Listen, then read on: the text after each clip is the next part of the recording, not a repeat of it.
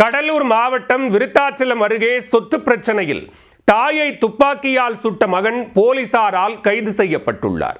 வழக்கை முறையாக விசாரிக்காமல் கட்ட பஞ்சாயத்து செய்ததாக எஸ்ஐ உட்பட 2 காவலர்கள் ஆயுதப்படைக்கு மாற்றம் செய்யப்பட்டுள்ளனர். துப்பாக்கிச்சூடு விவகாரத்தில் நடந்தது என்ன?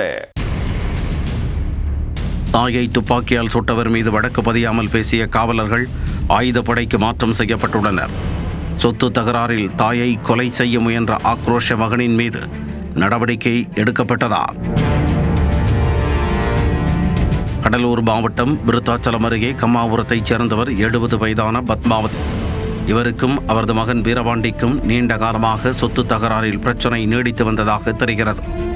தாய் பத்மாவதி பெயரில் இருக்கும் சொத்தை பிரித்து எழுதி தரச் சொல்லி வீரபாண்டியன் அழுத்தம் கொடுத்து வந்துள்ளார். இந்நிலையில் கடந்த 22ஆம் தேதி வீரபாண்டியன் வழக்கம் போல தாயிடம் வாக்குவாதத்தில் ஈடுபட்டுள்ளார்.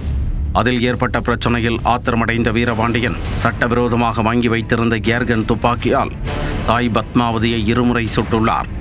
துப்பாக்கியில் இருந்து வெளியேறிய ரப்பர் குண்டு பத்மாவதியின் கால் மற்றும் தொடைகளில் பாய்ந்தன.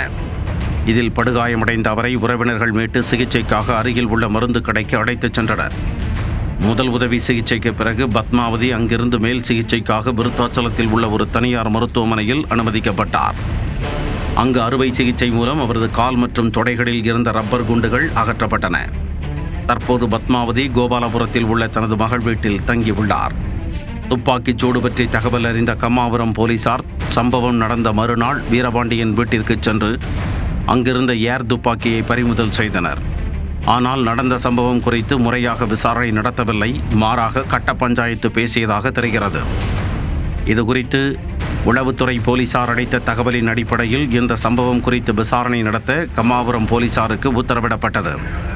அதன் பேரில் கம்மாபுரம் போலீசார் வீரபாண்டியனை கைது செய்து விசாரணை நடத்தியதில் சொத்து தகராறில் தாயை ஏர்கன் துப்பாக்கியால் சுட்டதை அவர் ஒப்புக்கொண்டார்.